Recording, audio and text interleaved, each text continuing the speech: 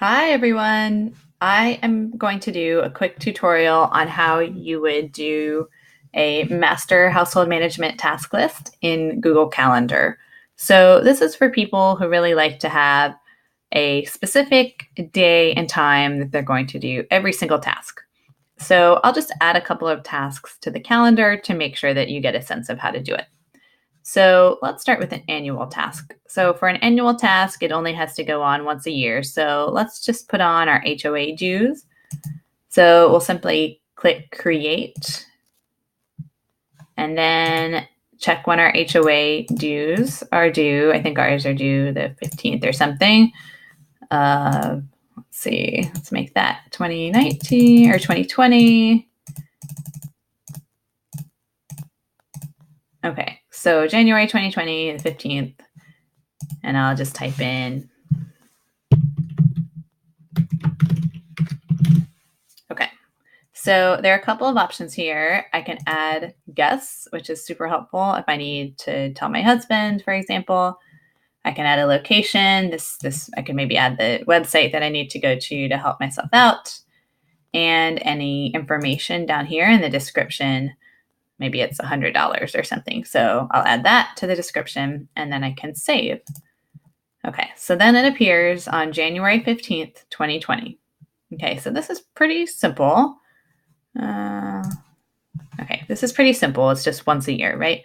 But let's talk about tasks that need to happen more frequently, like quarterly. So there's actually a great way to set that up as well. So let's go to quarterly tasks and select haircut. And I'll show you how to create a recurring task for things that happen more than once a year. So again, I'll hit create and I'll just type in hair. And then let's say I want to do that on, let's see, this first, let's say I want to do it on the first day of each quarter, just to make it easy. Okay, so I'll go ahead and put January 1st as my first date. And this is more likely a reminder to book the appointment than to actually do it, which is fine. So let's say 10 a.m. is okay. And then what I want to do is actually make a recurring event. So I'll hit more options. And then I will go to this drop down up here where it says does not repeat. And I will click on the drop down. And what I want to do is actually custom. It doesn't give me the option I want here. So I'm going to do custom. And I'm going to do every 3 months on the first day of the month. Then I'll just say never ends. Okay. I'll hit done. Okay. And then I will save. Okay. So now you'll see it on January 1st. And then if we go to April,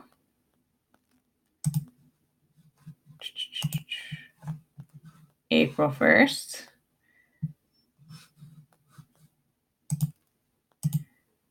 and July 1st. Okay, so let's see how it recurs. So this will occur 4 times a year. And so this will be my reminder to go ahead and book that haircut, for example. So that is how you would do a quarterly task. So the same would hold true for a weekly task, for example. So let's go to our list here. By the way, you can get this as a download on the website, on the actual Facebook, or I'm sorry, on the blog post. You can log in to basically give me your email and I will send this to you. So if you want this, it is a great resource.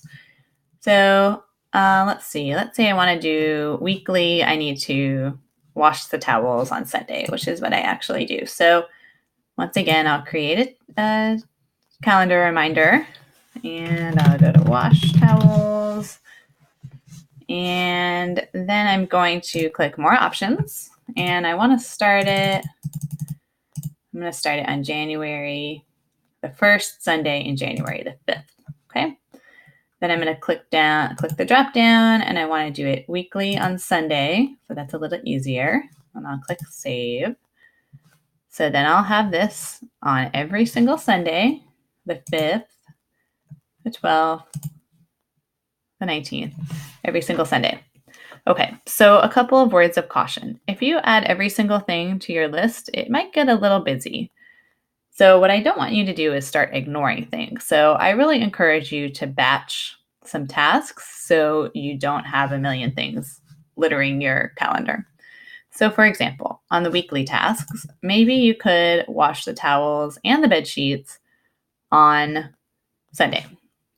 So, maybe you combine tasks. So, click on this task and edit it. And then you could add and sheets. Okay, click save. And then apply it to all events. So now it'll say wash towels and sheets for that recurring event. So that's how you can keep your calendar from getting too full of things. Okay, and this is really helpful for people who like to have a specific time and date to do something. I'm a lot like that. If it doesn't have a specific day and time, likely it won't get done. So this is really helpful to me to say, okay, on Sunday, every Sunday, I wash the towels and the sheets, for example. That way I just know when it's going to happen. So you can also do some interesting things with Google in terms of sharing your calendar and color coding. I actually have a longer tutorial that I will link to in the blog post itself. So you can check that out if you want more of a tutorial on Google Calendar. So I hope this is helpful, and I'll talk to you soon.